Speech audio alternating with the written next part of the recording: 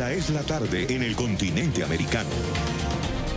Cuando anochece en Europa y amanece en Asia, así cae la tarde en el continente americano y transcurre la noche y el amanecer en el resto del mundo. La tarde.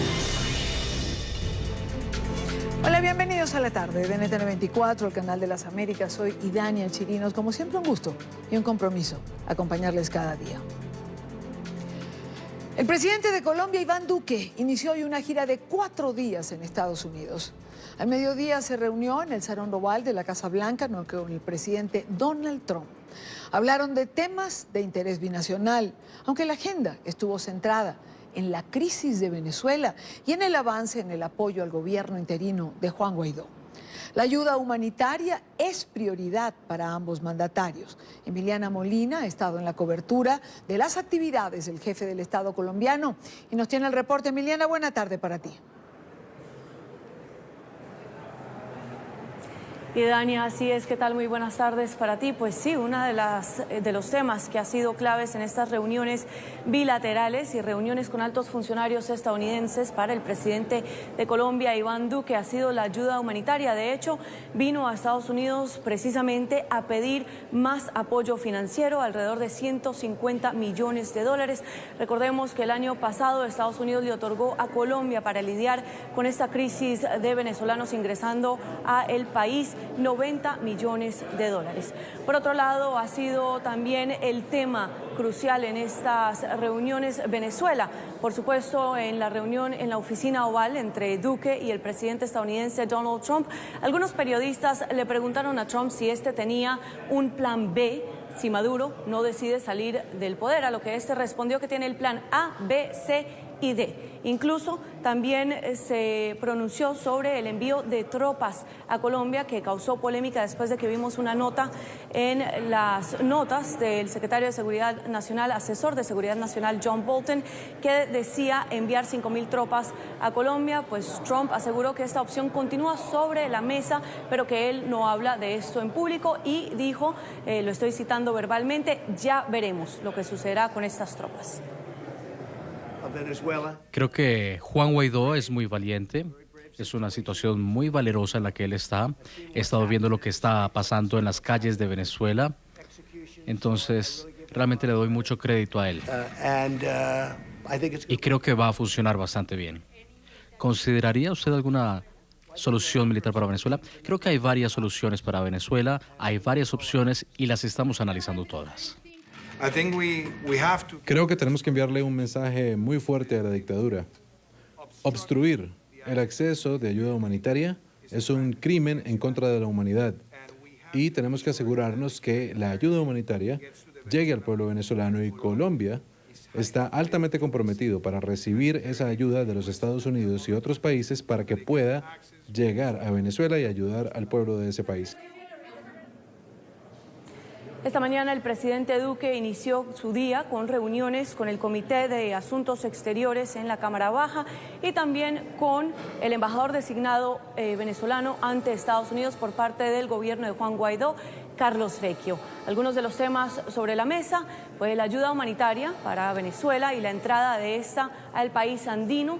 También, por supuesto, hablaron sobre el futuro del gobierno de Juan Guaidó y elecciones libres, justas y transparentes lo antes posible.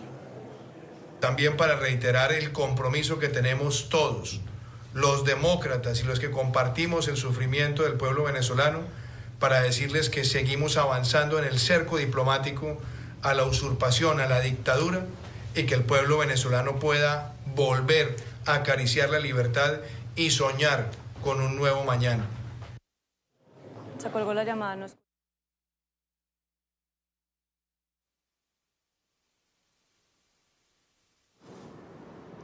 Es Emiliana Molina quien ha estado en esta cobertura de la gira del presidente de los colombianos, Iván Duque, que ha estado hoy en la Casa Blanca y ha estado teniendo además otros encuentros. Ya tenemos de nuevo a Emiliana. Emiliana.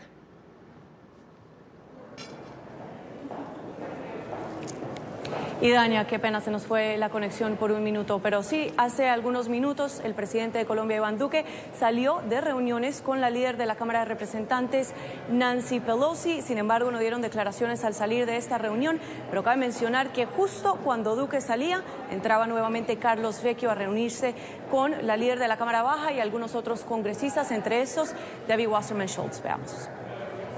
That we will make a success story. Haremos una historia de éxito de las personas que han huido de la violencia y que ahora están en la fase de reincorporación con el objetivo de obtener medios de vida sostenibles.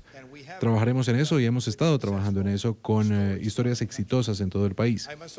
También debo decir que seremos rudos, llevaremos ante la justicia a aquellos que quieran volver a las actividades criminales y le agradezco a usted por sus condolencias y sus expresiones de apoyo tras el atentado terrorista que fue cometido por el ELN. Estamos trabajando para llevar ante la justicia a las personas detrás de esos crímenes y esperamos que los gobiernos que le han dado refugio a esa organización sean denunciados por nosotros y por otros gobiernos. En esta visita, Duque también intenta promocionar a Colombia como un destino de inversión internacional y también intenta abordar las conversaciones sobre el narcotráfico y los cultivos ilícitos de coca en Colombia. Incluso hablando con el ministro de Comercio esta tarde, fuera de cámaras, nos comentaba que el aguacate ha sido uno de los cultivos que está reemplazando ahora estos cultivos ilícitos y que incluso está ayudando a sacar a algunas personas en ciertas regiones de la pobreza. Así que, Idania, estos son algunos de los temas que ha estado abordando el presidente Duque en esta agenda de 4 días en Washington y su primera visita oficial, pero su segundo encuentro con el mandatario estadounidense Donald Trump en los últimos 6 meses. Esta es toda la información que tenemos en directo desde el Congreso. Idania, regreso con ustedes a los estudios. Gracias, Emiliana. Gracias por la información. De la importancia de este encuentro, vamos a tener la oportunidad de conversar con el nuevo embajador del gobierno interino de Venezuela en Colombia, Humberto Calderón Berti, en la segunda hora del programa. De eso, por supuesto, de los centros de acopios en la frontera, de las actividades que están previstas para el día 23, fecha en que Juan Guaidó anunciara que va a ingresar la ayuda humanitaria a Venezuela. Mientras tanto, revisamos otros temas de la agenda informativa cuando son las 4:14 minutos, hora costa este, en los Estados Unidos. Es noticia el presidente del gobierno español, Pedro Sánchez, quien sufrió su primera gran derrota al no poder sacar adelante su proyecto de presupuesto general por falta de apoyo en el Congreso de los Diputados. Ante esta situación, Sánchez pudiera convocar nuevas elecciones generales. Este es un informe de Marcelo Moncayo en Madrid. Hola, ¿qué tal? Saludos para ustedes en la tarde, amigos televidentes. Aquí en el Congreso de los Diputados se vivió una jornada sumamente intensa. El presidente del gobierno, Pedro Sánchez, no logró sacar adelante su proyecto de presupuestos generales por la falta de apoyos, principalmente de los sectores independentistas catalanes. Ahora la incertidumbre aquí en España es saber si el presidente Pedro Sánchez convocará o no en las próximas horas a elecciones generales. Pedro Sánchez vivió su primera gran derrota en el Congreso de los Diputados, situación que lo obligaría a convocar nuevas elecciones generales al no poder cumplir con sus objetivos económicos luego del rechazo a su proyecto de presupuestos. Sánchez necesitaba el apoyo de los independentistas catalanes de la misma manera que le permitieron llegar a la presidencia del gobierno. Constatación que hemos tenido en el día de hoy de que la derecha de este país intenta frenar el progreso social de este presupuesto y de este gobierno, está intentando que el país no avance. Las reacciones llegaron desde todos los lados. Los sectores de derecha no dudaron en mostrar su satisfacción, pues venían pidiendo la salida de Sánchez desde hace ya varios meses. Hoy aquí en el Congreso de los Diputados hemos protagonizado una decisión que creo que marca un punto de inflexión en la legislatura, o mejor dicho, marca el fin de trayecto de Pedro Sánchez al frente de la presidencia del gobierno. Y los independentistas catalanes frustrados pues consideran que se perdió una gran oportunidad de diálogo.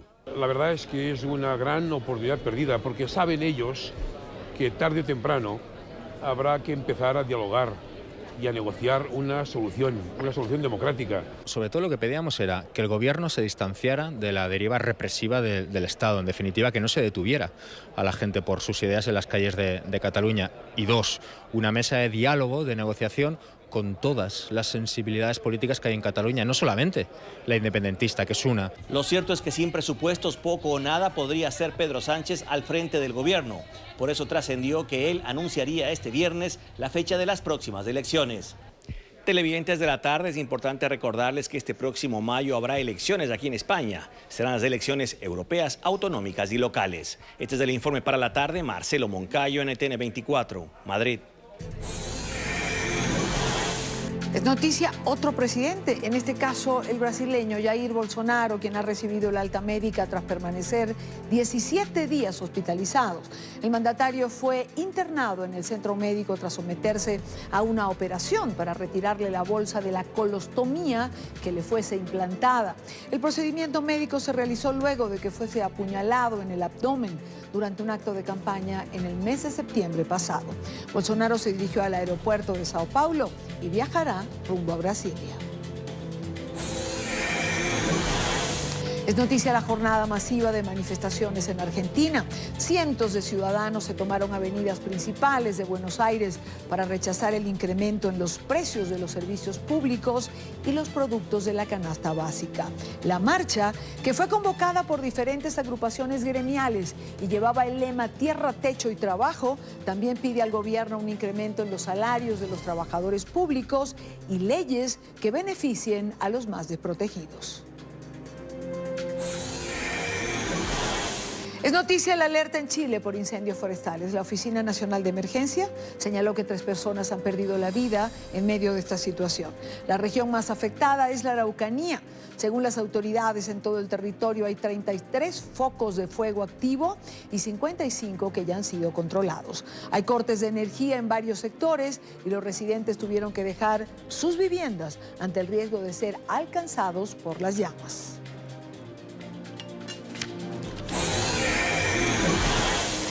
Es noticia la filtración de una carta con un reclamo del Papa Francisco a Nicolás Maduro.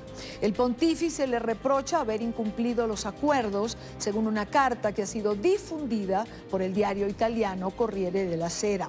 Se trataría de la carta en la que el Papa responde a la petición de mediación por parte de Maduro. Está fechada el 7 de febrero de 2019 y se lee que está dirigida al excelentísimo señor y no al presidente Nicolás Maduro Moros. Según el artículo, el Papa Francisco recuerda los repetidos intentos de mediación solicitados por Maduro y atendidos por la Santa Sede en los últimos años para tratar de encontrar una salida a la crisis venezolana. Añade el diario, el Papa reitera la necesidad de evitar cualquier forma de derramamiento de sangre. Desafortunadamente, todos fueron interrumpidos porque lo que se había acordado en las reuniones no fue seguido por gestos concretos para implementar los acuerdos. Antes de iniciar el programa, tuve la oportunidad de conversar con algunos líderes políticos sobre la filtración de este mensaje del Papa Francisco. Antonio Ledesma, exalcalde metropolitano de Caracas, nos decía esto. Un abrazo para ti, Dania, a ti y a todo el equipo de prensa de este canal que es de todos los venezolanos. Estoy hablando en este momento desde Roma, estamos participando en una sesión con el Senado de Italia. Este lunes nos recibió el monseñor Edgar Peña Porras, un venezolano que ocupa una alta posición en el Vaticano. A él le dijimos que esperábamos mucho más de su santidad y vemos que hoy sale en los medios italianos y ha circulado por todo el mundo una carta privada del Papa en la que no reconoce a Maduro como presidente y en la que le recuerda que Maduro no honró los acuerdos suscritos en aquel diálogo que terminó siendo una farsa del año 2016. Nos parece muy importante que ya se despeje que Maduro no va a tener ninguna tabla de salvación en el Vaticano, a cuyas puertas ha tocado, según se conoce con esta carta privada, ni diálogo falso ni mediación. Lo que puede hacer el Vaticano es ayudar a ponerle fin a la usurpación El Papa sabe que Maduro le comió la hostia en aquel falso diálogo. El Papa sabe que Maduro no respetó el acuerdo de devolverle las potestades a la Asamblea Nacional, sino que lo que hizo fue montar un parapeto de constituyente. El Papa sabe que Maduro no cumplió el acuerdo de liberar los presos políticos, lo que hizo fue incrementar el número de presos políticos, de torturados y asesinatos. Tampoco cumplió la promesa de abrir un canal humanitario, por el contrario, lo que ha hecho es hundir a Venezuela, a los venezolanos, en una espantosa crisis de hambruna. El Papa sabe que Maduro no respetó el acuerdo de hacer un calendario electoral equilibrado, sino lo que hizo fue una cascada de fraudes. Por lo tanto, nos complace que en esta visita a Italia y después de haber ido al Vaticano, afortunadamente ha salido esta carta. No sabemos por cómo y por qué motivo, pero en todo caso sí nos satisface de que está la verdad en el aire. Bueno, es una carta que se ha filtrado. Esa es la información que trascendió. También conversamos con María Corina Machado, la dirigente política de 20 Venezuela, que nos decía que el mensaje es claro por la forma y el fondo del escrito que se ha conocido en esta comunicación. Escuchemos a María Corina. Sin lugar a duda, no es poca cosa que el Vaticano haya decidido dar a conocer extractos de la carta que le ha enviado el Papa Francisco al señor Nicolás Maduro. Y precisamente el hecho que comience así, llamándolo señor Maduro, evidencia un cambio de postura por parte del Vaticano, porque es ya no reconocerlo públicamente como presidente que no lo es, Es la demostración, además, que el Vaticano y en particular el Papa Francisco ha escuchado el reclamo del pueblo de Venezuela y, desde luego, el reclamo de la Iglesia venezolana, tanto la feligresía como los sacerdotes y los obispos. La Iglesia venezolana ha sido una institución visionaria en advertir desde hace muchos años el carácter totalitario de este régimen, ha actuado con enorme coherencia, firmeza, valentía, colocándose del lado del pueblo que sufre en estas horas, sufre hambre, violencia y la expulsión y la persecución brutal de esta tiranía. Además, debo decir que para mí es profundamente conmovedor ver cómo en todos estos años, pero en particular en los últimos días, la presencia de los jóvenes seminaristas es muy clara en estas movilizaciones ciudadanas, demostrando que aquí no se trata de una lucha ideológica entre izquierdas y derechas, sino fundamentalmente de una lucha existencial por los valores que hoy unen a toda Venezuela: la libertad, la dignidad, la justicia, la vida misma, que es lo que está en juego. Y fuera de las fronteras venezolanas, también quisimos buscar una reacción. Y en esta parte del programa también quiero compartir con ustedes parte de lo que fue la conversación con el expresidente de Bolivia, Tuto Quiroga.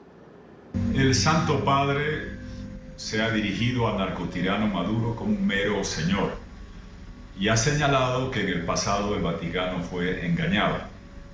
Nos consta que es así. En mayo del 2017, con el expresidente Andrés Pastrana, mi amigo Asdrúbal Aguiar, estuvimos 3 horas en el Vaticano, en reunión y almuerzo incluido con Monseñor Pietro Parolin, que conoce Venezuela de cerca. Recordamos el engaño del que fue víctima la Iglesia Católica en 2016, porque Maduro ha engañado una y otra vez desde el 2014 a UNASUR, a la Iglesia, a los países que han intentado mediar en Dominicana, porque siempre ha utilizado el diálogo como un mecanismo dilatorio para desactivar la presión internacional, para desinflar la calle, para detener, encarcelar, exiliar a más opositores, para consolidar la dictadura. Hoy el Santo Padre ha dicho que no va a ser engañado otra vez, ya es un avance. Lo que le pedimos al Santo Padre y al Vaticano son 2 cosas concretas en los días venideros. El que es neutro toma el lado del tirano Maduro y se vuelve cómplice, victimario de las víctimas de Venezuela. Hay que tomar una posición clara, reconocer a Guaidó en primer lugar. En segundo lugar, pedir que ingrese la ayuda humanitaria el 23 de febrero. Ojalá que el Santo Padre pase a tomar una actitud proactiva. Quisimos compartir con ustedes partes de lo que han sido las reacciones el día de hoy ante esta carta que se ha filtrado. Quiero saludar a esta hora a Carolina Jaimes Brañer. Ella es escritora, periodista, columnista del diario El Estímulo, una importante plataforma en Venezuela. Y hace unos días publicaba Carolina una carta que titulaba exactamente "Gracias, pero no, gracias, su santidad". Y tuvo una serie de reacciones. Y por eso este tema lo queríamos conversar con ella. Carolina, bienvenida. Buena tarde para ti. Encantada de estar contigo, Dani. En la columna que publicas con esta carta, comienzas diciendo que cuando el Papa Francisco fue seleccionado para ser la cabeza de la Iglesia, esto te llenó de esperanza. Era finalmente un representante latinoamericano, pero rápidamente te sentiste decepcionada. ¿Por qué? Bueno, fíjate, yo pensé que el Papa iba a ser distinto, porque así como tú dices y así como yo explico al principio de la carta que le escribí, cuando a él lo eligen Papa, yo pensé, bueno, un hombre, primero que era jesuita, eso me gustaba mucho porque a mí me gustan los jesuitas, que era un hombre que podía tocar temas que son muy relevantes para la sociedad moderna del siglo XXI, como el divorcio, como la homosexualidad, como el celibato sacerdotal, porque son aspectos que hay que resolver ya, porque la religión católica pierde adeptos a cada día. Y es por eso, porque es una religión que se quedó en el siglo XIX y con Benedicto XVI más todavía. Y yo pensé que el Papa, ciertamente, por algunas de sus declaraciones, podía ser siempre más moderno en ese sentido y llevar de la mano a la Iglesia Católica al siglo XXI. Porque las instituciones se tienen que modernizar y la Iglesia es una institución. Resulta que el 2017... cuando veo esa actitud blandengue del Papa, en donde insta a un diálogo y se pone de parte de Maduro a cuenta de una neutralidad positiva, y después lo veo cuando supuestamente él había enfrentado a los Kirchner en Argentina, cuando era cardenal primado de Buenos Aires, siguiendo a Cristina Kirchner cada vez que le daba la gana de ir al Vaticano, a Eve de Bonafini y a otras cuantas malandras que están ahorita siendo juzgadas por delincuentes que cargan los rosarios del Papa, porque no es que sean de izquierda, es que están siendo juzgadas. Entonces tú me explicabas que la actitud del Papa, cuando fue a visitar a Fidel Castro primero, el pésame que le da él a Raúl Castro, es una cosa que tú dices, bueno, pero este Papa, ¿qué está pensando? Fidel Castro fue un asesino, y un asesino sanguinario, un asesino con una frialdad impresionante, ni hablar de Raúl Castro. Entonces va a visitar a Raúl Castro y lo abraza y lo besa. Es un hombre que sencillamente tiene una simpatía por el comunismo que es inexplicable, porque el comunismo ha sido la corriente ideológica que más muertos ha traído, que más desgracias le ha traído al mundo, que más desigualdades ha traído. Porque con la historia del comunismo hay una cúpula que vive muy bien, que es una cúpula que se enriquece, que vive en costillas del pueblo y el pueblo pasando trabajo, hambre, muerte, desolación. Carolina, pero ¿no tendría el Papa como cabeza de la Iglesia, como pastor de un rebaño, que dejar la ideología política y actuar en función de los valores de la fe católica, por ejemplo, la misericordia, la compasión por quienes sufren, que en el caso de Venezuela no son precisamente quienes están en la administración pública? Bueno, justamente eso es lo que le reclamo. Porque, claro, el Papa tiene un doble rol, que es el de ser jefe del Estado Vaticano y además es el jefe de la Iglesia Católica en el mundo. Como dicen, es el vicario de Cristo. Pero, ¿cuál es la doctrina de Cristo? Porque aunque tú no seas católico, tú tienes que reconocer que Cristo fue la primera persona en la historia y en un momento sumamente difícil de la historia, que fue hace 2000 años, que habló de que todos éramos iguales, amados los unos a los otros. Yo creo que eso es una de las cosas más bellas que se han dicho en la historia. Y ciertamente el Papa pues parece que no se compadece por las personas que en Venezuela se están muriendo de hambre, que están comiendo de la basura. Yo acabo de llegar ahorita y Dania, y en la puerta de mi casa había 2 personas registrando la basura. Que te lo digo, es que cada vez que lo veo me da un dolor horrible. Debe estar registrando la basura para comer. Que el Papa se pueda sacar como ¿dónde está eso de amarse los unos a los otros cuando quien tiene que dar el ejemplo es él? Los niños, habría que, enseñarle unos videos del hospital de niños para que vean lo que es el trabajo que pasan esas madres, esos niños muriéndose hasta de apendicitis en pleno siglo XXI. No, yo eso no se lo perdono al Papa, de verdad que no. Como venezolana, yo no puedo entender la actitud que tiene ese señor. Y por eso le escribí la carta, y por eso ojalá que en algún momento le llegue, porque por lo menos que sepa que hay alguien que se queja, y que se queja con mucho dolor y con mucha rabia, con mucha indignación. Yo creo que hay mucha gente que se ha quejado, Carolina, y puede ser que producto de esas quejas y de toda esta crítica es que se haya respondido esta carta a Maduro de esta manera y que se haya filtrado lo que hemos conocido. Mira, no quisiera pensar que es una reacción por una crítica, porque yo más bien esperaría del Papa que sea algo que producto de una reflexión profunda y un cargo de conciencia que debe tener con todo lo que está pasando en Venezuela desde hace tantos años, porque esto no es una cosa de ahorita. O sea, no me vas a decir que el Papa está descubriendo el agua tibia. El secretario de Estado del Vaticano es Monseñor Pietro Parolin, que estuvo de nuncio aquí en Venezuela. Yo muchas veces me reuní con él, tanto socialmente como yendo a la nunciatura, y si hay alguien que está claro con respecto a lo que sucede en Venezuela es Monseñor Parolin.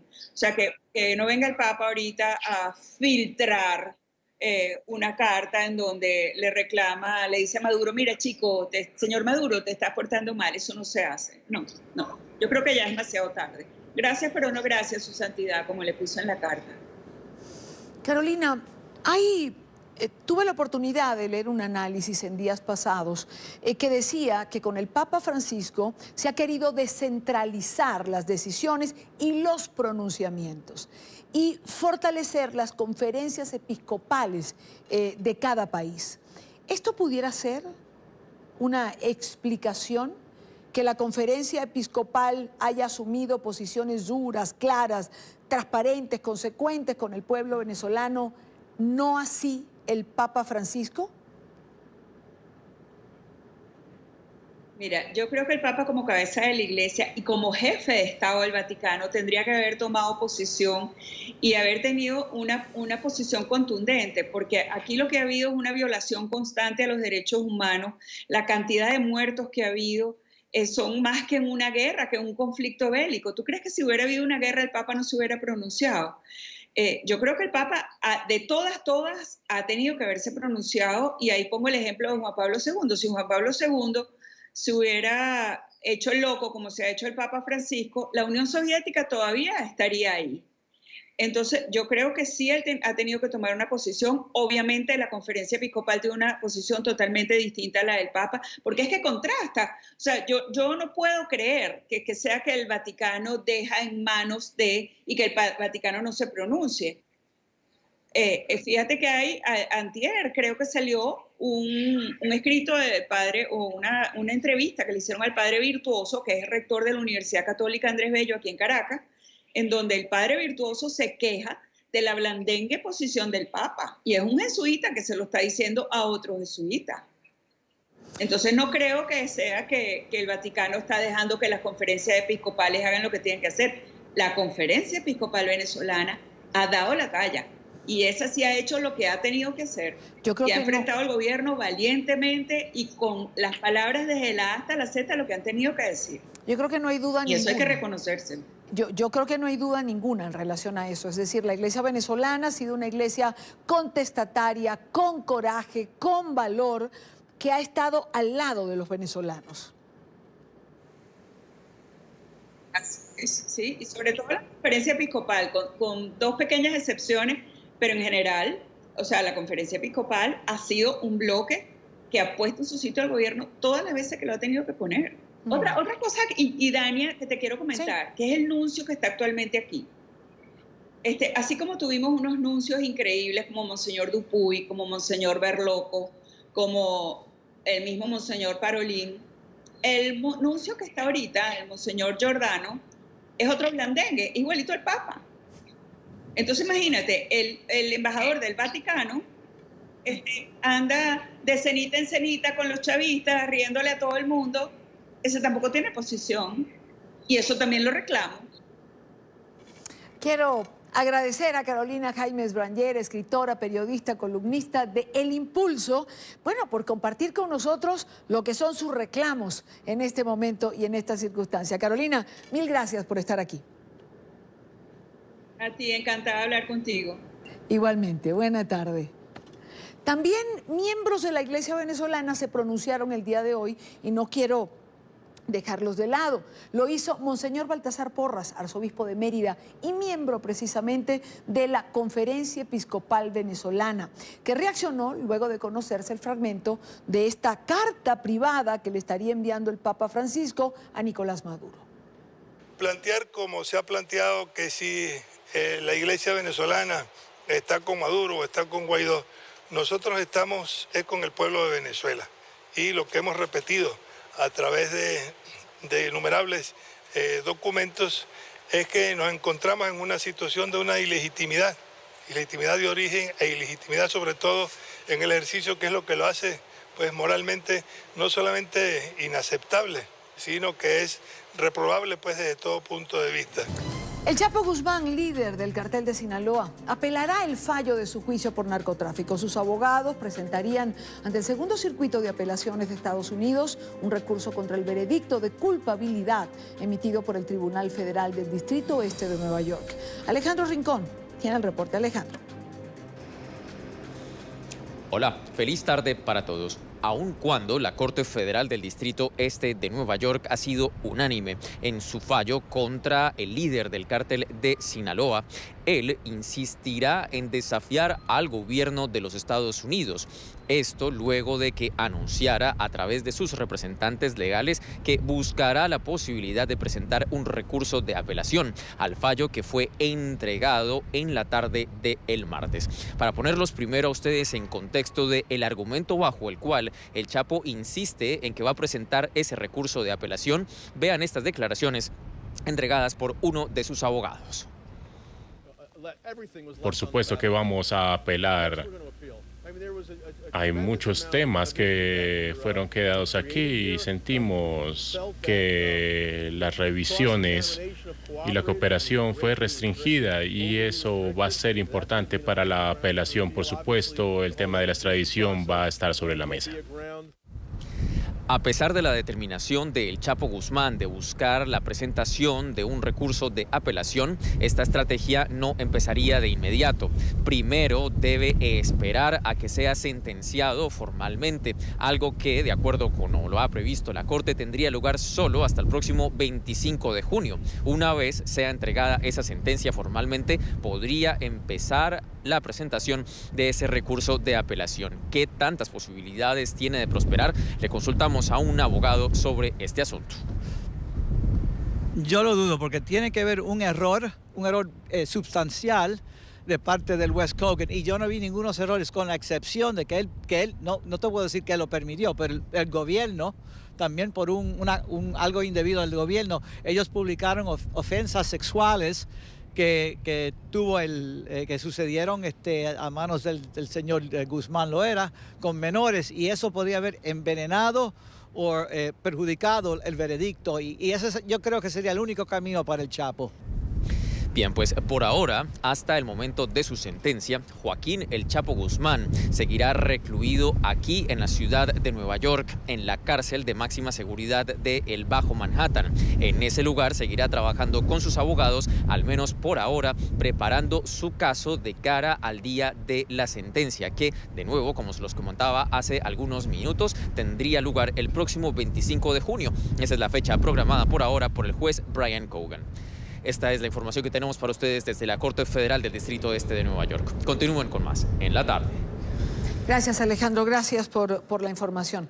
Quiero saludar a esta hora, son las 4:47 minutos, hora costa este, a Maybor Petit, periodista investigadora. Hemos hablado a lo largo de todo este proceso con Maybor, hemos tenido diferentes conversaciones y no podíamos dejar de hacerlo cuando hemos llegado pues al punto final.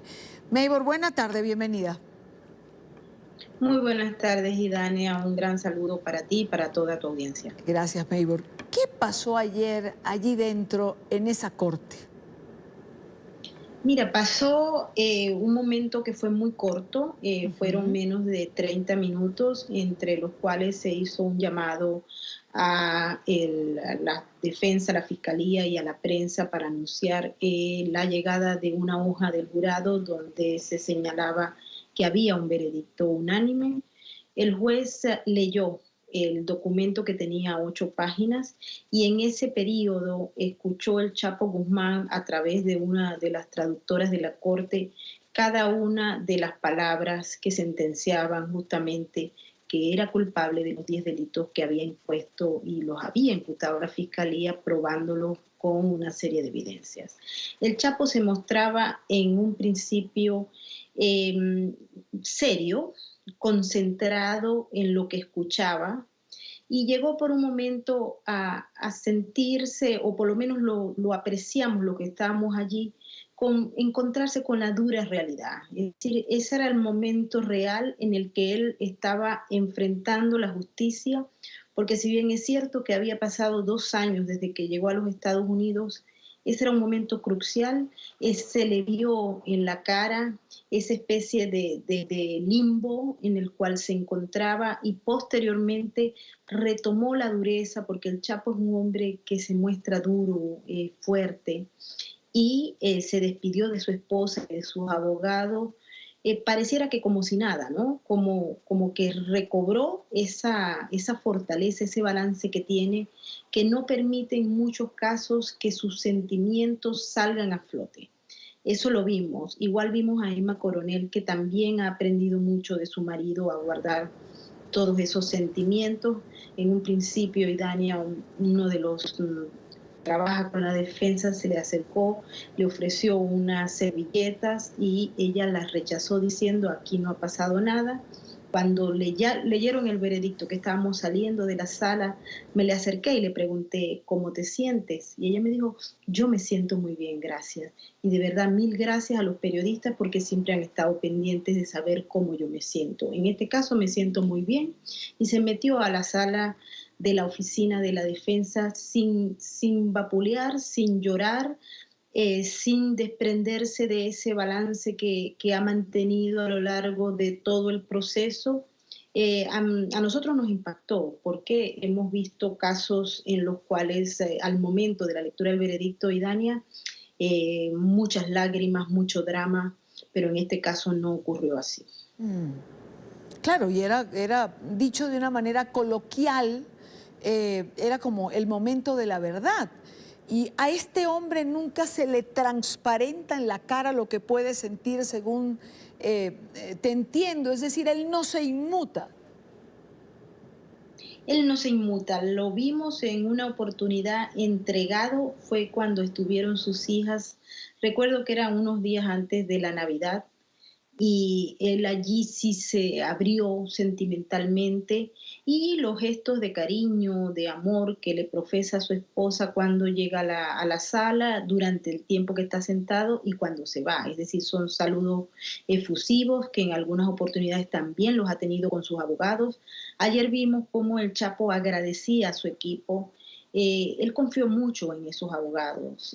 Son abogados que tienen un alto perfil, que tienen prestigio, principalmente uno de ellos, que es Jeffrey Lichtman, y que cuestan mucho dinero. Al menos a los que están acá en la ciudad de Nueva York, él tiene abogados de Washington que están trabajando acá de manera circunstancial en ese caso, pero lo vimos, es un hombre que aceptó o conocía el resultado, porque cuando tuvimos oportunidad de hablar con sus abogados sobre los sentimientos, él dijo, vamos a hablar con él, y luego nos dijo, no, él está muy bien, él es un hombre fuerte, nos dio ánimo a nosotros los abogados, porque le dijimos realmente que nos sentíamos muy mal por el resultado del veredicto, y el Chapo les dijo, tranquilo, yo sé que ustedes hicieron un buen trabajo, y los fortaleció con unas palabras más bien de confianza a su equipo de trabajo, y les dijo que había que seguir.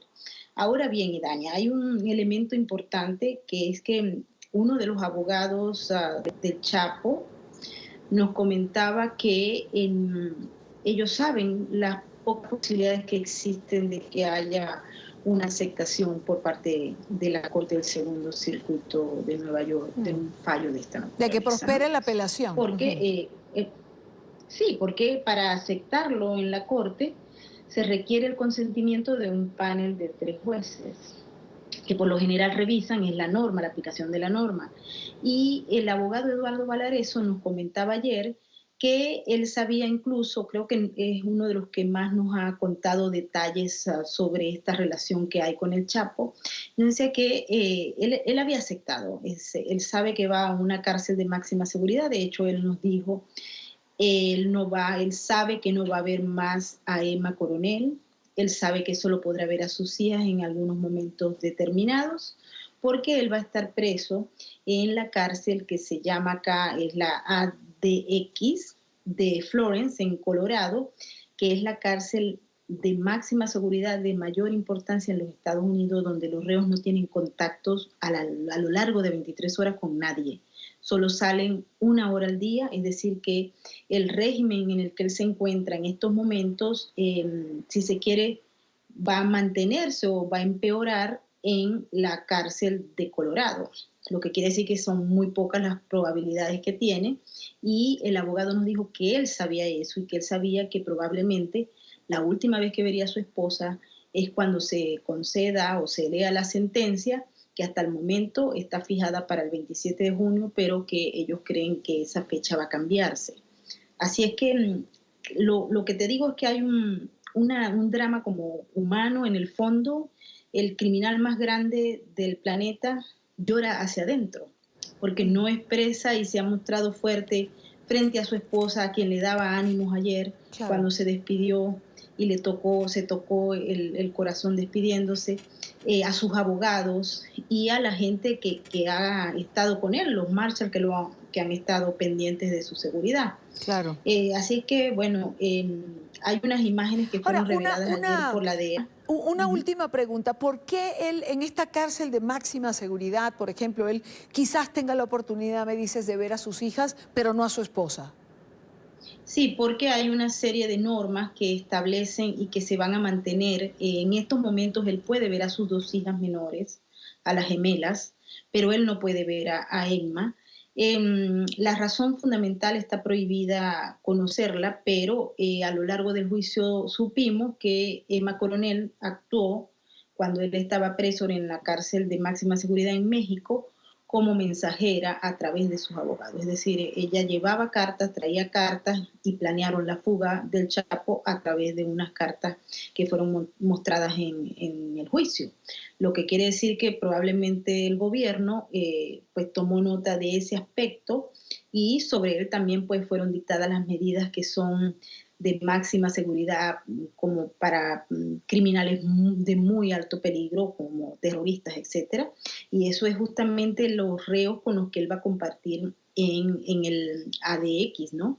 Esa cárcel que es muy dura y de hecho ha sido cuestionada por las condiciones en las que se encuentran cada uno de los reos, ¿no? De hecho hay 2 personas que han estado allí por muchos años y se han suicidado, es decir, las condiciones son extremadamente duras, y el Chapo parece que conoce, por lo que nos había comentado fuera de récord uno de sus abogados, ¿no? Claro.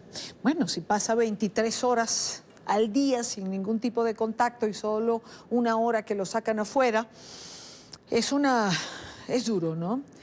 Bueno, es muy duro, sí. En medio de todo, como dices tú, hay un drama humano en medio de todas las circunstancias. Y yo me voy a quedar con una frase tuya que dijiste: el criminal más grande del planeta llora hacia adentro. Maybor, como siempre, gracias por estar con nosotros. Un gran placer, y Dani, de verdad un gran saludo para todos los que te siguen. Vale, buena tarde para ti.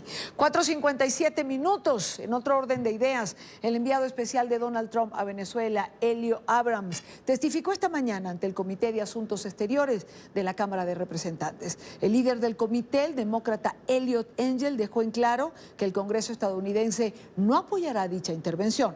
Por su parte, el enviado de Trump hizo un recuento de la cruda crisis económica, política y social bajo el régimen de Nicolás Maduro y dijo a quienes aún apoyan a Maduro que se les acabó el tiempo.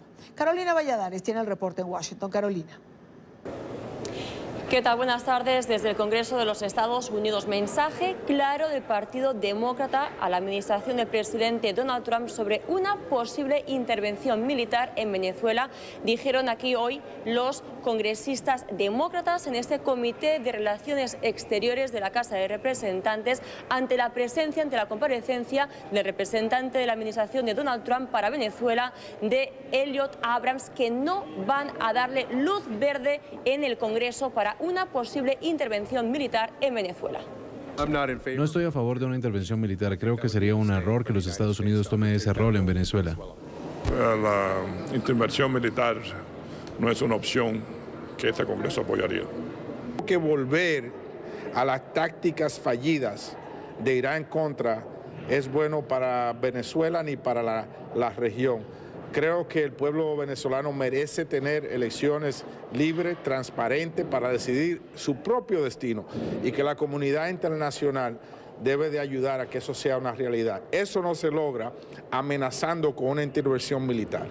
Y es que esa insistente amenaza del presidente Donald Trump de que todas las opciones están sobre la mesa ha sido uno de los puntos centrales de esta comparecencia en el día de hoy en el Congreso de los Estados Unidos. Y por esta razón, tanto Abrams como un congresista demócrata se han enzarzado durante bastante rato para intentar saber si Trump quiere o no enviar esas tropas a Venezuela. El esfuerzo de Venezuela por la libertad ha galvanizado un esfuerzo global en apoyo al presidente interino Guaidó. Como resultado de esta creciente presión, hay una tormenta que se está formando dentro del régimen de Maduro que eventualmente lo llevará a su fin. Aunque es imposible predecir el momento en que este ocurrirá, creemos que la situación económica y política es insostenible y que no será capaz de soportarla mucho más tiempo. Para aquellos que siguen apoyando al régimen, tenemos un mensaje simple: su tiempo se acabó. Una nueva Venezuela libre y próspera se levantará, y los ciudadanos recordarán quiénes estuvieron con ellos en su lucha. Hubo también momentos de tensión en el día de hoy, es que varios manifestantes hasta en 3 ocasiones se saltaron las normas y empezaron a protestar en medio de la sesión contra Elliot Abrams porque le critican por ese presunto rol controvertido en el pasado bajo la administración de Ronald Reagan en asuntos de América Latina. Es un criminal de guerra y debe estar en la Corte Criminal en El Hague y no frente al Congreso diciendo cómo se debe actuar el gobierno de los Estados Unidos. Tenemos muchas pruebas, mucha evidencia de que Elliot Abrams es un criminal de guerra y que ha cometido actos criminales en contra de los pueblos de varios países del Medio Oriente y de Latinoamérica. Eso sí, no todo fueron desencuentros en el día de hoy en este Comité de Relaciones Exteriores. En una cosa que tanto demócratas como republicanos sí están de acuerdo es en seguir cooperando con el gobierno de Juan Guaidó para así lograr elecciones libres y democráticas en Venezuela. Este es el reporte desde Washington. Carolina Valladares para NTN 24. Gracias, Carolina. Gracias por la información allí en el Congreso de los Estados Unidos. Sí, la frontera. La frontera sigue siendo escenario del viacrucis que viven los venezolanos para cruzar a Colombia y poder conseguir alimentos o medicinas. Familias enteras buscan un mejor futuro fuera de Venezuela. Los niños también sufren las consecuencias de esta crisis. NTN 24 en el lugar de la noticia con Carlos Arturo Albino, que hoy cumple, si no me equivoco, este es el 10º día de tu cobertura. Buena tarde, Albino. Hola, buenas tardes, Idania. 32 grados centígrados. No sé si me envidias este calor que hace la ciudad de Cúcuta. A esta hora 5 y 8 minutos en Colombia. Seguimos acá en el Puente Internacional Simón Bolívar. Sigue el drama de los venezolanos. Idania, son venezolanos que, como puedes ver, unos ingresan hacia Colombia porque van buscando medicinas, se regresan nuevamente, y otros salen del país simplemente. Van con carritos de mercados, van con lo que pueden. Hola, mi señora, ¿cómo le va? ¿Cuál es su nombre y apellido? Edimar Merera. Edimar, te veo con un carrito de mercado. ¿Qué vas a hacer con eso acá en Cúcuta? ¿Vas a hacer mercado? ¿Qué vas a comprar? Harina, café, arroz, azúcar. Eso no se consigue allá en San Cristóbal y pues venimos a comprarlo acá y sale más económico. ¿Cuántas horas inviertes para llegar hasta aquí, hasta Cúcuta? 4 horas más o menos. Salí desde la 1 de la tarde de mi casa y hasta ahorita vengo llegando. ¿Con cuánto cuentas en pesos para poder comprar? Ahorita llevo 50. Con 50 pues compro lo básico, me dura una semana más o menos. Una semana. Bien, muchísimas gracias. La dejo para que siga haciendo su mercado antes que le cierren la frontera luego más adelante. Recuerden que la frontera cierra a las 8 de la noche, hora colombiana, 9 de la noche, hora venezolana. Aquí muchísimas personas están llegando a esta hora, son gente con sus maletas que se van del país, otras personas van a comprar, como acabamos de escuchar a la señora que va a comprar alimentos, invirtió 4 horas para poder llegar a este punto, compran sus cosas y se regresan nuevamente a Venezuela a tratar de sobrevivir. Y Dani, hemos conocido la historia de una niña, un relato conmovedor de una niña de 10 años que cruzó en la mañana por este puente internacional. Hablamos con ella y relató a la tarde de NTN 24 el martirio que vivía en Venezuela por la falta de alimentos. Mi mamá tiene que buscar en la calle para podernos dar comida. Si no, no comemos nada. La calidad de vida que lleva Wildali la hace madurar a temprana edad. Hoy, por segunda vez, cruzó junto a su mamá y hermanos el puente internacional Simón Bolívar para escapar de la crisis en Venezuela. Y hay algunas veces que nos acostamos sin cenar porque mi mamá sale y no consigue. Mientras su mamá carga las pesadas maletas, Wildali, a sus 10 años, tiene que ayudar a cargar en sus brazos a su hermano de meses. Envía un mensaje a sus amigos y ex compañeros de clases que dejó en el estado Trujillo. Que le digan a su mamá que los traiga, que aquí la van a pasar bien, van a comer bastante, aquí no van a pasar hambre. Regresaron a Venezuela con la intención de quedarse, pero la crisis está aún más avanzada. Por más que llevamos comida aquí, por más que nos fuimos preparados, pasaron hasta 2 días sin comer. Le quedan 6 horas de camino en bus hasta su destino final, Bucaramanga. Jesús Galvi tiene 61 años, está aquí conmigo, 64, señor Jesús. Cuando usted viene cruzando el puente internacional y ve esta bandera de Colombia, ¿qué significa para usted? Hermano, es una alegría muy inmensa porque un país, hermano, nos está dando la mano y nos está atendiendo. Gracias, Colombia, a todo su pueblo por darnos el pan de cada día. ¿Por qué usted dice que le da el pan de cada día? ¿Usted viene a ese mercado acá? No nos lo están regalando, venimos a comprarlo, pero lo hay. En mi país no se consigue absolutamente nada, nada es nada. A sus 64 años, ¿usted se imaginó alguna vez tener que pasar de un país a otro para conseguir comida? ¿Alguna vez vivió eso en sus años pasados? Nunca, nunca, nunca. Toda la vida he trabajado y a Dios gracias aquí en la frontera tenemos la oportunidad de conseguir comida, no solo para San Cristóbal, sino para toda Venezuela. Bien, muchísimas gracias. Y Dania, historias como el señor Jesús, muchísimas gracias. Se consigue todos los días acá en el Puente Internacional Simón Bolívar. Nosotros seguimos esta transmisión en este cubrimiento especial de la frontera por la ayuda humanitaria que, recordemos, sigue atascada en el puente Tienditas, ahora conocido como Puente de la Unidad, porque Maduro ha decidido bloquear esta frontera mientras los venezolanos necesitan de comida, medicamentos. Él ha bloqueado esta ayuda para que no ingrese a Venezuela. ¿Alguna consulta? Ninguna, Carlos Arturo. Muchísimas gracias por estar con nosotros y por tus historias de frontera cotidianas ante las cuales es imposible no conmoverse. Buena tarde para ti. Muy buenas tardes. Quiero darle la bienvenida a Humberto Calderón Berti. Él es el nuevo representante diplomático del gobierno interino de Venezuela. ante el gobierno de Colombia. Embajador, buena tarde. Gracias, buena tarde para ti. No, primero, gracias por estar aquí, gracias por estar con nosotros, gracias por haber venido al estudio, por haber tenido esa deferencia. Oye, ¿qué más mereces tú? Tanto que nos has ayudado, tan solidaria con Venezuela. Lo menos que podía hacer es que la primera entrevista fuera contigo. Gracias, embajador. No podía hacer de otra manera. Gracias de verdad. No solo por mí, sino por NTN 24, que creo que ha hecho un esfuerzo infinito por seguir cubriendo la realidad venezolana, cuando ni siquiera, ayer hacía justo 5 años que nos sacaron de la parrilla de las cable operadoras. Embajador, lo primero que quiero preguntarle es cómo no conmoverse, ¿no?, cuando uno escucha este tipo de testimonio. Es complicado.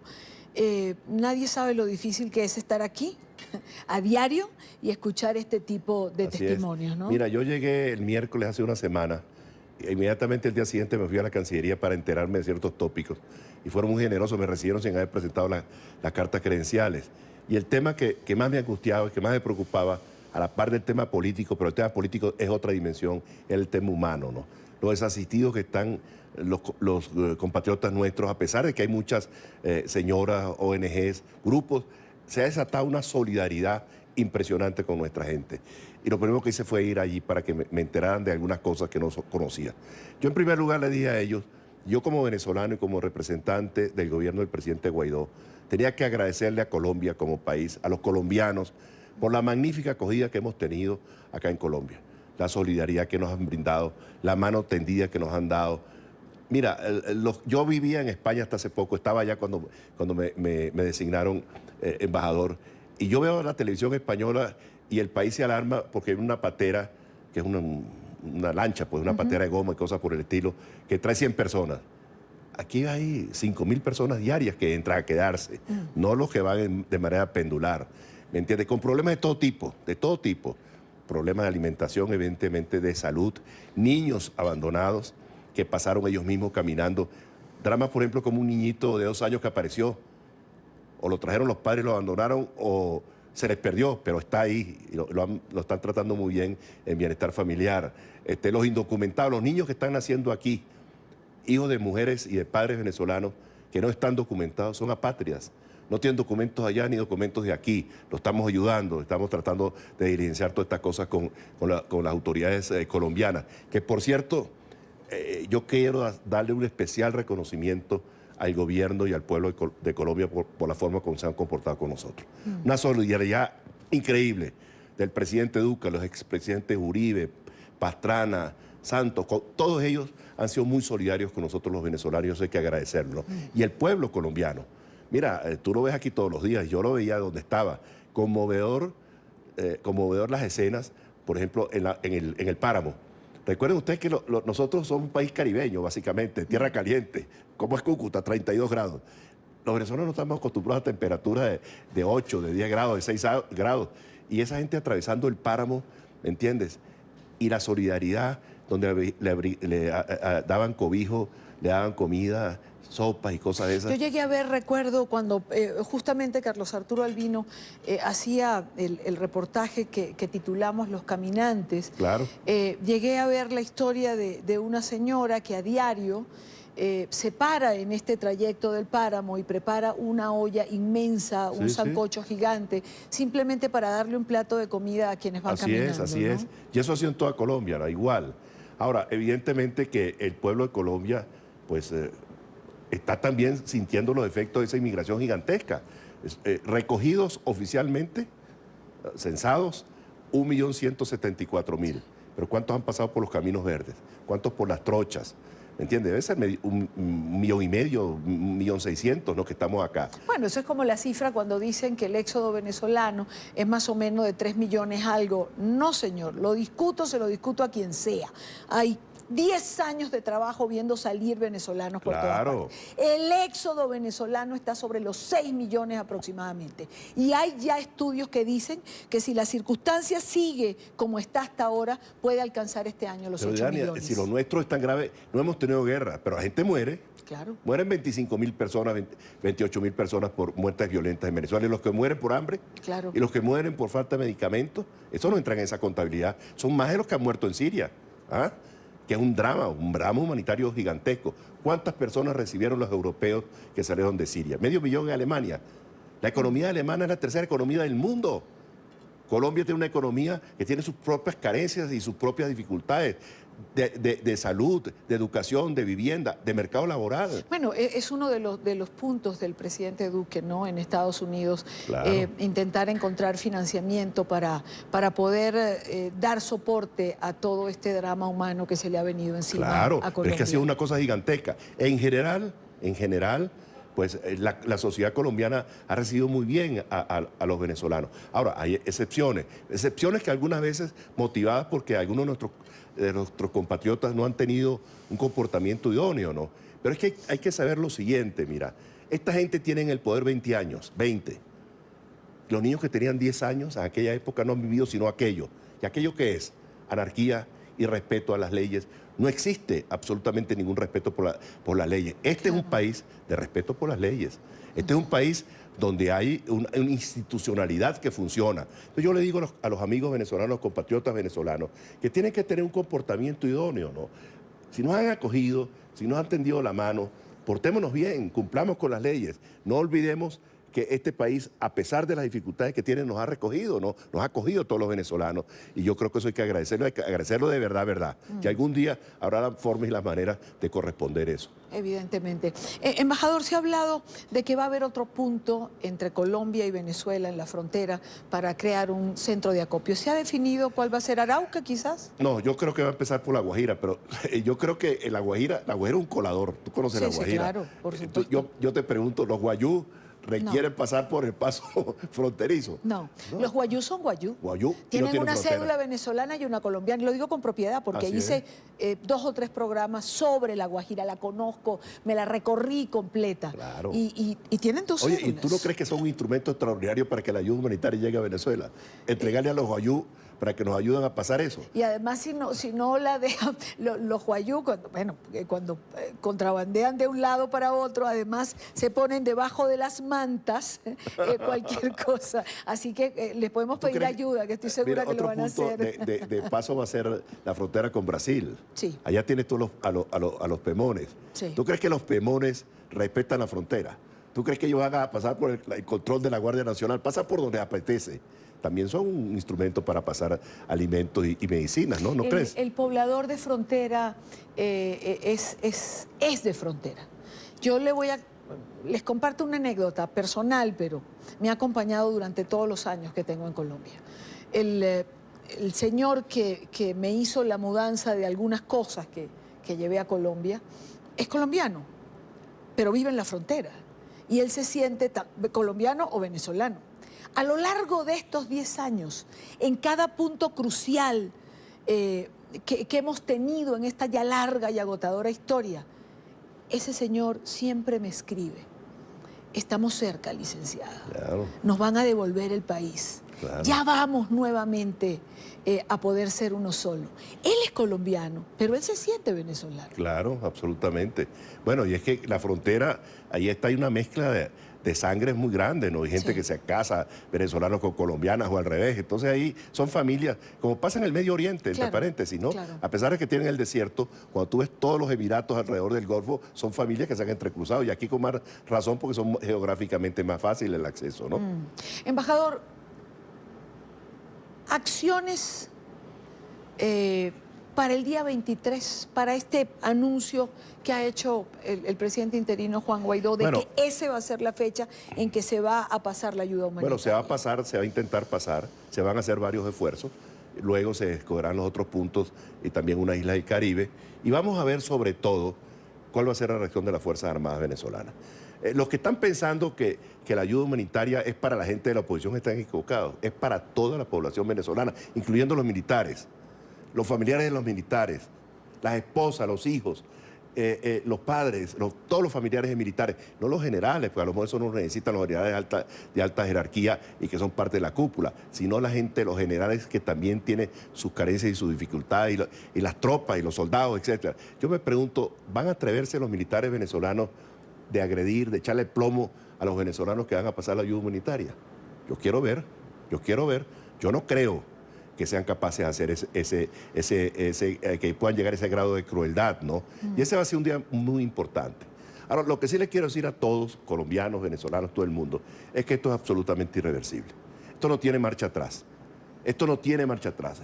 Miren ustedes, las manifestaciones populares que se han hecho en Venezuela son millonarias, millonarias. En todo el país, pues no es Caracas, todo el país. ¿Cuánto es el apoyo popular que tiene el presidente Guaidó? Fácilmente más del 85%. Fácilmente más del 85%. Vámonos ahora a la comunidad internacional. Los países más importantes del mundo, a excepción de China y la India, que por otras razones no han brindado el apoyo y han reconocido al presidente Guaidó. Todos los países importantes del mundo han reconocido al presidente Guaidó. Ya Maduro está solo. Ya el flujo de recursos que entró a Venezuela, que fueron miles de millones de dólares, millones de dólares, que han debido convertir a Venezuela en una taza de plata, porque tenían el poder político y tenían los resortes económicos. ¿Qué pasó con esos recursos? Se los robaron, pero se los robaron una cantidad, de unas magnitudes que ni siquiera la Segunda Guerra Mundial y el saqueo que los alemanes hicieron de Europa Occidental se compara, ¿me entiendes? Porque todo está absolutamente destrozado. Es decir, y eso ofrece una oportunidad de oro para Colombia, entre paréntesis, y Dania, porque Venezuela hay que reconstruirla. ¿Qué hay que reconstruir en Venezuela? Todo. Sector agropecuario, el agroindustrial, el sector industrial, el sector de servicios, hospitales, escuelas, el sector electricidad, la industria petrolera misma. Pues todo está destruido y hay que reconstruirlo. Y la gran oportunidad va a ser para Colombia, sin duda, que es el país vecino con los cuales tenemos vínculos y nexos históricos, culturales, etcétera, ¿no? Y hay una gran oportunidad. Y yo creo que el país, Colombia, tiene que prepararse para ese reto. Aquí hubo un momento en que el intercambio superó los 6.000 millones de dólares. Eso va a ser minúsculo, va a ser mínimo al lado de lo que la oportunidad que se va a presentar en el futuro. Ya que usted mencionó el petróleo, yo quiero... A quien no lo sepa, Humberto Calderón Berti fue presidente de PDVSA, fue ministro de Relaciones Exteriores y fue ministro de Energía y Minas en Venezuela. Hoy en la Asamblea Nacional Venezolana se tomaron decisiones para asumir el control económico de la nación. Hoy se nombró la nueva junta directiva de Citgo Petroleum Corporation, la filial del estatal PDVSA en Estados Unidos. Entre los escogidos figuran nombres como el de David Smolansky, que lo hemos tenido aquí, exalcalde en el exilio. Pero quiero compartir con ustedes esta nota de Oliver Fernández en Caracas a propósito de estos nombramientos de hoy y regresar con el embajador Calderón Berti, que es un hombre que sabe de petróleo, y hablar de ciertos tópicos. La Comisión Permanente de Energía y Petróleo presentó el informe que fue discutido y aprobado por unanimidad. El también presidente del Parlamento, Juan Guaidó, aseguró que es un nombramiento histórico para proteger los activos de la nación. Aprobado por unanimidad. Vale acotar, pueblo de Venezuela, que es un acuerdo histórico, informe que no solamente protege los activos de Venezuela, sino también los pone para proteger cada elemento, cada activo en desarrollo de Venezuela. Elías Mata es el presidente de la Comisión de Energía y Petróleo. Destacó que ante la usurpación del poder por parte de Nicolás Maduro, se procedió a proteger 3 refinerías venezolanas en los Estados Unidos, que tienen una capacidad de refinar 750.000 barriles de petróleo diarios. Se designa en primer lugar una Junta Administradora CO. Esta Junta Administradora CO suple todas las responsabilidades que tiene la empresa PDVSA, es la Junta Directiva de PDVSA. Ahí está integrada por 5 personas que fueron ya debidamente designadas. A su vez, se designan 3 juntas directivas adicionales. PDV Holding, que es la dueña de todas las propiedades en Estados Unidos de la República y de todos los venezolanos.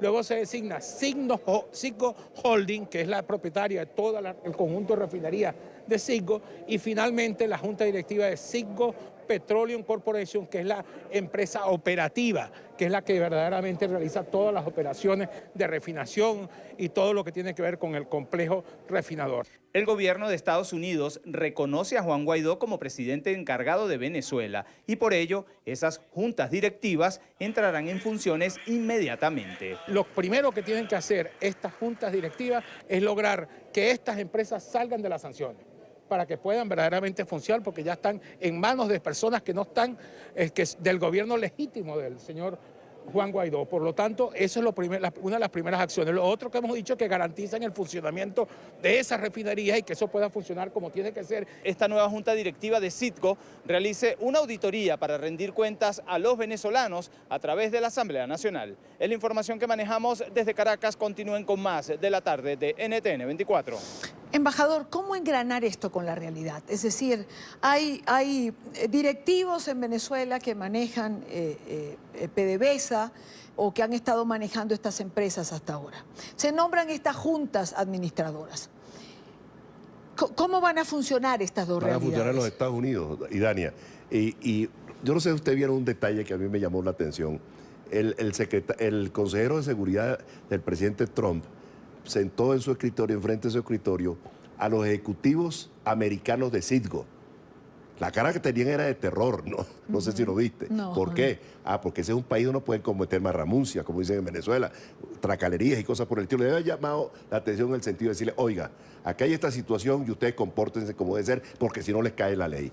Pues esta gente va, los venezolanos que fueron designados a trabajar con ellos, ¿me entiendes? Ahora, esto le va a secar más el financiamiento al régimen usurpador de Venezuela. Porque así como tienen esos activos en los Estados Unidos, tenemos esos activos en los Estados Unidos, hay activos financieros en Inglaterra, aquí hay activos, también estamos trabajando sobre eso. De manera tal de que se le va a ir estrechando el cerco al régimen totalitario venezolano, al régimen usurpador. ¿Cómo? Por ejemplo, hoy se conoció que Bulgaria, por ejemplo, bloqueó una cuenta con millones de euros que manejaba o a través de la cual PDVSA hacía traspasos de dinero. O sea, esto es lo que vamos a comenzar a ver. ¿Y ese dinero, qué pasa con ese dinero? ¿A dónde va? ¿Se congela? ¿Se tiene en una cuenta? En algunos sitios podrán manejar el gobierno del presidente interino Juan Guaidó, porque él es el presidente legítimo de Venezuela, ¿no? Ahora, hay países que han sido muy solidarios en ese aspecto. Además que tienen una cosa que es bien importante, Idania. Hoy por hoy es extremadamente fácil rastrear el dinero. Y los países saben que si se ponen a hacer cuestiones indebidas, le va a caer el gobierno americano detrás, que está muy pendiente de todos los movimientos financieros. Yo creo que eso de Bulgaria, y que ha ocurrido en otros países, no solamente Bulgaria, pues es precisamente por el tutelaje que tienen los Estados Unidos de los movimientos financieros internacionales. Ocurrió en Suiza igual. A pesar del secreto bancario, pues les tuvieron que suministrar la información a los Estados Unidos. Lo que sí es claro es que creo que estos venezolanos que han saqueado al país, que no solamente son los chavistas, que hay mucha gente que se hace pasar por opositores que se han llenado y han robado, lo que llaman los enchufados, como lo llaman en Venezuela. Sí. Pero esos también tendrán que devolver su platica, tienen que devolverla, o si no van a vérselas en la cárcel. No habrá piedra en el mundo donde se escondan que no lo vayamos a buscar, porque no pueden irse impunemente. La ley de amnistía es básicamente para proteger, va a proteger a todo el mundo menos a los violadores de derechos humanos y a los saqueadores de los recursos del país. Yo no puedo despedirlo sin preguntarle por una figura a la que vemos en el transcurso de los últimos días pronunciarse frecuentemente, y es Rafael Ramírez, quien fue igual presidente de PDVSA y quien fue igual ministro de Energía. Él y yo hemos sido los únicos ministros y presidentes de PDVSA. Exactamente, con actuaciones bastante diferentes. Embajador, Rafael Ramírez se presenta y dice que Maduro ha saqueado el país, que han acabado con todo, que es como si fuese una ala salvadora. Y yo pregunto, ¿no fue en manos de Rafael Ramírez que se perdió la industria petrolera en Venezuela? Absolutamente. Cuando Rafael Ramírez, en aquella célebre reunión que hizo en el auditorio de PDVSA, dijo, PDVSA es roja, rojita. ¿Qué hizo? Pues simplemente sacaron, en su momento, usted recordará, 20.000 funcionarios, un pitico, ordinaria comportamiento por un presidente de la República. 20.000 ejecutivos, gerentes, técnicos, obreros especializados. De los 40.000 sacaron 20. Esos eran los más competentes, los más idóneos. ¿Por quiénes lo sustituyeron? Por activistas políticos. Resultado, pero eso no lo estamos diciendo ahora, yo lo dije en aquel momento, hace ya, cuando ocurrió 2002.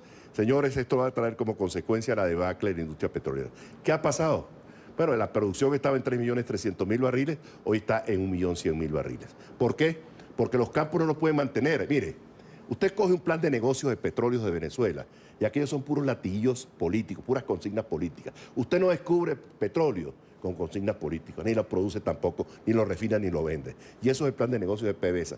Resultado, la producción se cae, las instalaciones están en pésimo estado, se las han robado, Idania, las instalaciones de superficie, las plantas las han saqueado, le han sacado sus componentes a las plantas que hay en los campos, que no pueden estar vigiladas absolutamente todas, porque algunas están en lugares remotos, pero las han saqueado. Las plantas de compresión de gas que están en el lago de Maracaibo las han saqueado, ¿me entiendes? Pero eso son las instalaciones de producción. ¿Y qué pasa con las instalaciones de refinación?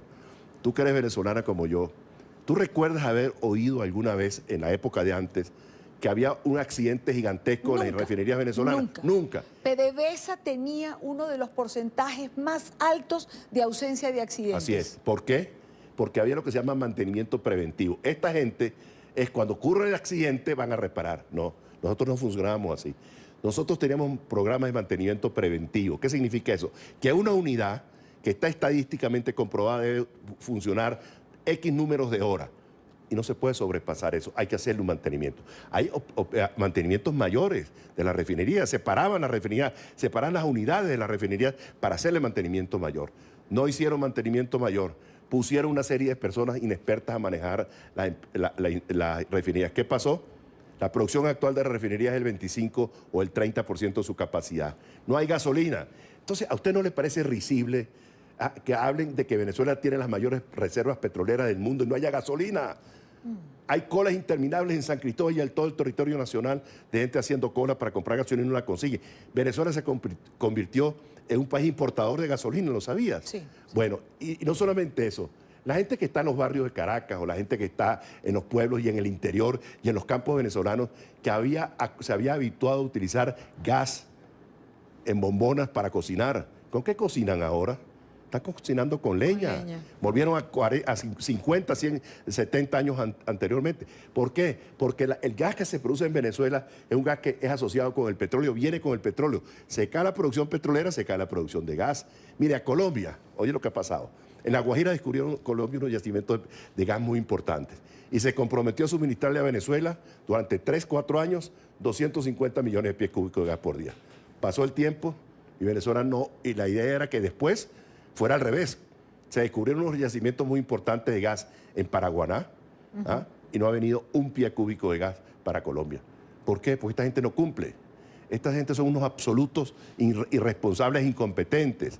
Mira, las compañías petroleras, las cuales yo tengo relaciones porque los conozco a nivel mundial, me dicen, mire, usted sabe, señor Calderón, que el problema que tenemos es que en Venezuela no hay interlocutores. No encuentran con quién hablar. Van a Venezuela y pasan una semana esperando tener una reunión y después le dicen que no la van a tener. Yo le digo, no sé si me escuchan el embajador de Rusia, el embajador de China aquí. Ustedes han invertido en Venezuela como muchos otros países. Venezuela tiene una deuda importante con ambos países. Tenga usted la seguridad que si el régimen de Maduro continúa, no le van a pagar lo que le deben. Nosotros nos comprometemos a pagar y por otra parte los negocios van a continuar. Así que déjense de estar pensando en sostener y apoyar un gobierno que está dando las últimas pancadas de ahogado. Señor embajador Humberto Calderón Berti, muchísimas gracias por estar con nosotros. Y a ti, y nuevamente te digo, gracias a ti por la solidaridad, la consecuencia que has tenido con todos nosotros.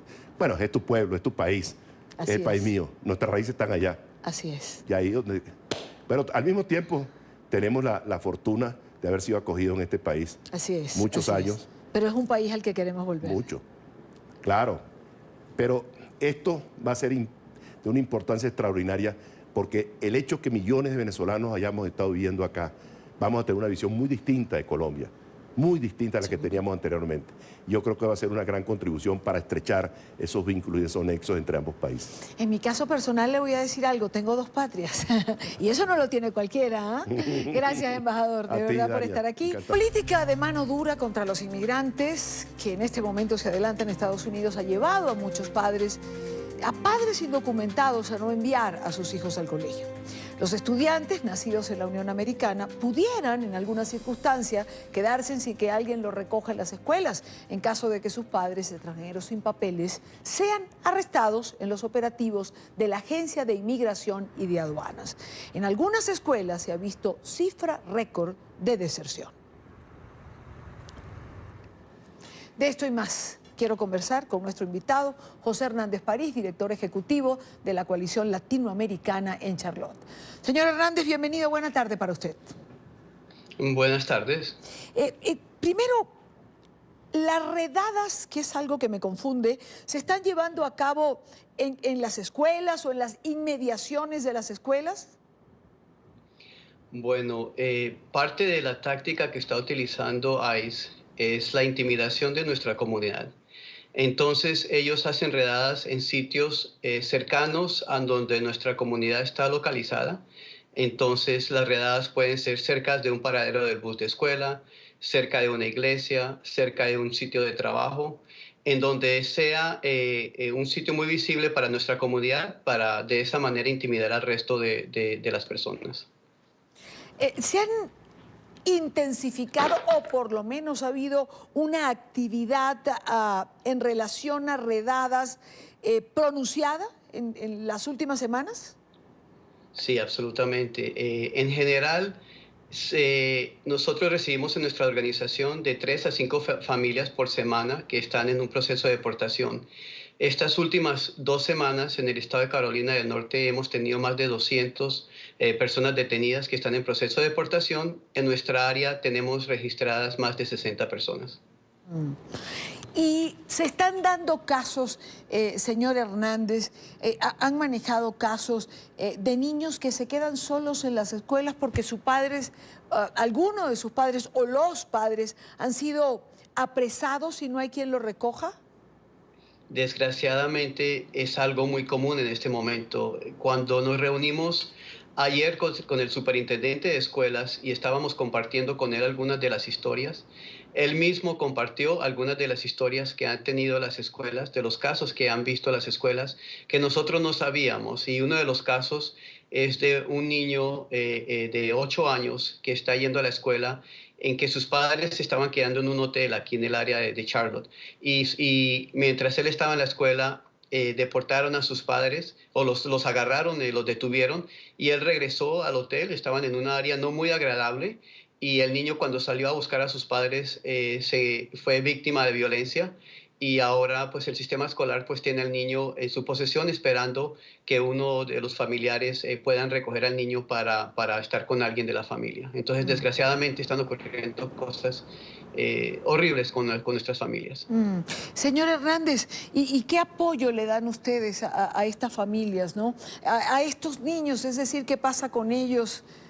¿A dónde van? ¿Cuál es el destino? Sí, bueno, lo bueno es que Carolina del Norte y en general esta área de Charlotte es muy proinmigrante. Es una ciudad en que la gente se ha unido para poder ayudar a estas familias, y creamos una red de defensa familiar. Y en esta red de defensa familiar tenemos grupos de fe, tenemos individuales, tenemos trabajadores sociales, abogados, lo que podamos reunir en recursos para ayudar a estas familias a salir de esta situación, porque por un lado está la persona que está detenida, pero por el otro lado está la familia que se queda, y el trauma mental, el trauma psicológico, el trauma financiero. Muchas de estas familias nos están llamando porque se están quedando sin comida. Suena increíble que estemos diciendo esto en Estados Unidos, pero familias que se están quedando sin comida, y los niños se están recogiendo de su almuerzo en las escuelas, y no estoy exagerando, manzanas, bananas, lo que recojan para llevar a sus familias, para repartir con sus familias, porque tienen miedo de salir, tienen temor de salir. Entonces, esperamos que esta comunidad en conjunto, repudiamos lo que está ocurriendo en contra de nuestras familias, y al mismo tiempo pues vamos a seguir luchando en pro de su bienestar.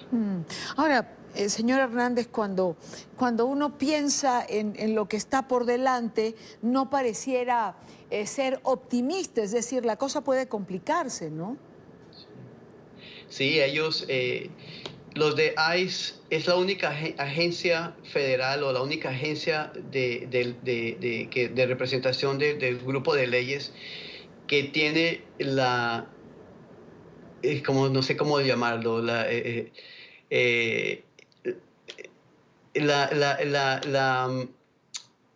estoy tratando de pasarlo de inglés a español, pero sin ser grosero, pero tienen la capacidad, digamos, de poder amenazar a una comunidad y que esto esté bien, de poder decirle a una comunidad, nosotros vamos por ustedes, nosotros estamos bravos con ustedes porque este condado hace poco decidió escoger a un sheriff que desistió de un acuerdo que el Departamento de Policía tenía con ICE para deportar a personas. Entonces, debido a ese cambio que hubo, que fue por medio de una votación local y donde se hizo un cambio de sheriff a un sheriff mucho más beneficioso para nuestra comunidad, entonces ICE salió en público y anunció que ahora iban a castigar a la comunidad por esto. Entonces, esa es la razón que ellos están dando para atacar a nuestra comunidad de la manera como lo están atacando. José Hernández París, director ejecutivo de la Coalición Latinoamericana en Charlotte. Muchísimas gracias, señor José, por estar con nosotros estos minutos y hablarnos de lo que está ocurriendo allí en Charlotte. Muchas gracias y gracias por dejarle saber al resto de la comunidad lo que está ocurriendo aquí. Buena tarde para usted. Llegamos al final de la tarde de hoy. Gracias por habernos acompañado un día más. Gracias por estar allí. Mañana a la misma hora te espero para compartir, debatir, analizar la agenda informativa del día. Buena tarde para todos.